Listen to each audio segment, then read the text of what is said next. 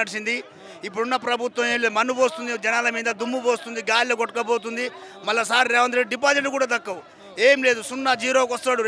ఆంధ్రలో జగన్ అట్ట పోయిండో రేవంత్ రెడ్డి అట్ట 0 లెక్క పోతాడు. గ్రామ పంచాయతీ సిబ్బందిని పట్టించుకున్న నాదులు లేడు.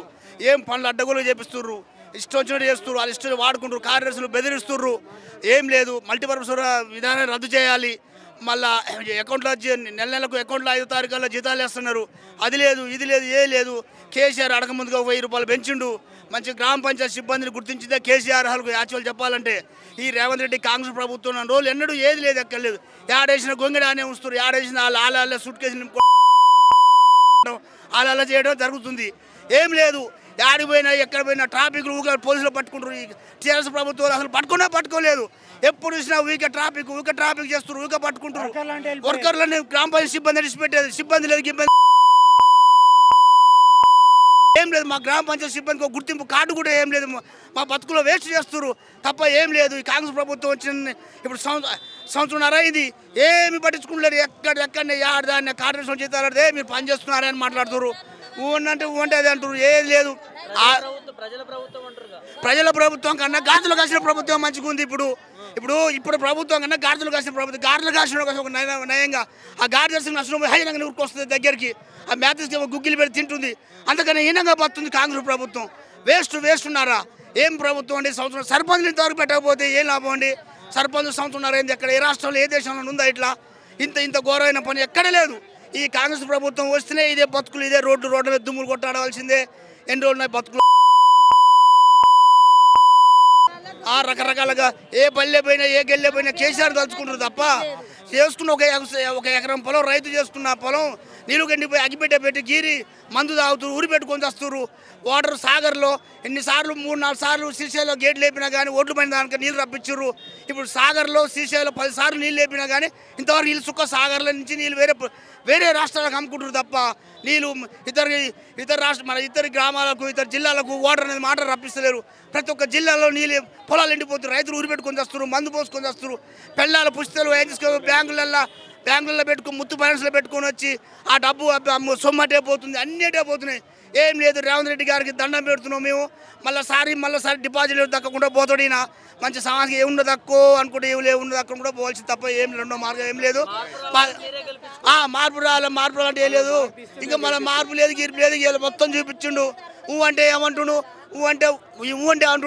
అంటే కేసీఆర్ తప్ప తిట్టుడు తప్ప వాళ్ళ ఫ్యామిలీ తప్ప తిట్టుడు తప్ప ఇంకో పని లేదు. ఇంకొక ముచ్చట చెప్పే లేదు.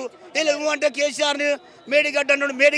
మేడిగడ్డలో నీళ్ళు ఎందుకు లేవు, మేడిగడ్డ ఎందుకు ఆగలేదు, ఇవన్నీ చేసిండు. గొప్ప చెప్పబోతున్నాం, గొప్ప కాదు అన్నీ. గ్యారెడోలు కాక పాములు తీసి అనగానే చెవులంగా ముక్కులంగా వెళ్ళేది ఆడ తప్ప రేవంత్ రెడ్డి ఇంకో ముచ్చట లేదు, ఏం లేదు. గ్యారంటీ లేదు, ఏం లేదు, ఏ లేదు. 6 గ్యారెంటీ అన్నాడు, 6 గ్యారెంటీ. గ్యాస్ పైసలు కూడా ఇంతవరకు పడతలేదు మాకు తలగబడి. గ్యాస్ పైసలు కూడా పడతలేవు. నా పిల్లలు సొక్క తిడుతుంది ఇంటికాడ. ఏం లేదు, అన్ని చెప్పుకుంటుడు.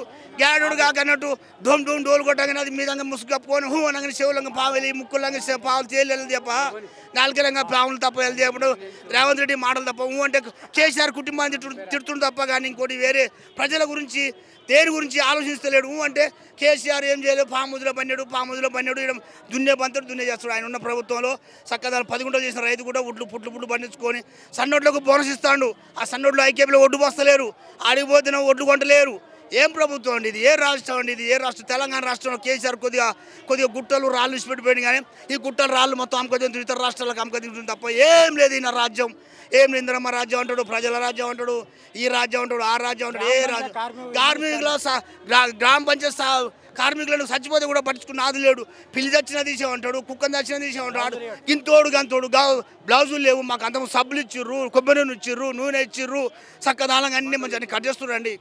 కట్ చేయకండి, మంచి అని మొత్తం టాకింగ్ మంచిగా పబ్లిక్ అంత మంచి అని మళ్ళీ కట్ చేసి పెడితే మళ్ళీ అది. కాబట్టి మేము గ్రామ పంచాయతీ సిబ్బంది చచ్చిపోయినా కానీ మేము కరోనా వచ్చిన టైంలో ఇల్లు తిరిగి మేము ముక్కులో మాస్క్ గుడ్డలు కట్టుకొని చక్కదానంగా మేము ఇల్లు పారేసినాం, తీసుకుపోయి బొంద పెట్టినాం, చేసినాం. మమ్మల్ని కేటీఆర్ రేవంత్ రెడ్డి అది కూడా గుర్తించలేకపోతుంది. మమ్మల్ని ఆగం చేస్తుంది తప్ప రాజ్యం తెలంగాణ రాజ్యాన్ని మొత్తం ఆగం పొట్టుగా సిల్లుగా గాలి లేచిపోతుంది. మొత్తం లేదు ఇందిరమ్మ రాజ్యం గాలి లేచిపోతుంది తప్ప ఏం లేదు, ఇక్కడ ఏం లేదు.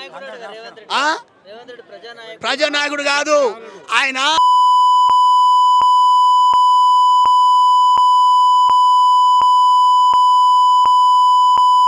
గుంజుకుంటారు వాళ్ళు కుక్కలు కాక గొయ్యి గొయ్యి అన్నాడు దీవరంగా ఉరుకొచ్చినాయి ఆ కుక్కలు కట్ చేస్తున్నాను నేను తెలుసు అది. కాబట్టి ఏం లేదండి రేవంత్ రెడ్డి గారు దయచేసి ఇన్ని వేల కోట్లు వేల కోట్లు అప్పు తెస్తున్నావు, ఈ కేసీఆర్ కన్నా ఎక్కువ తెస్తున్నావు.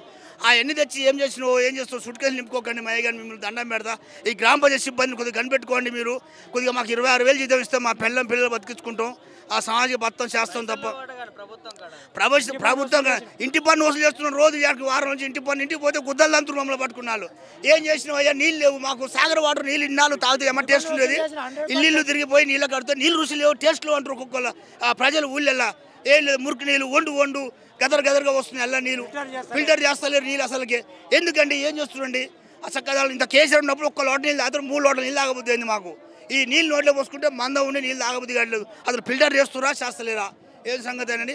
దయచేసి ఈ పార్టీకి, ఈ రేవంత్ రెడ్డి గారికి, ఇందిరమ్మ పరిపాలనకు మంచి రాము మళ్ళీసారి జగన్ ఎట్లా పరిపాలించిండో ఈ రేవంత్ రెడ్డి ఎట్లా పరిపాలిస్తాడు ఏం పర్వాలేదు. బరాబరిగా 70 మందికి 70 మంది ఎమ్మెల్యేలు వస్తారు. గెలిచండి మీరు.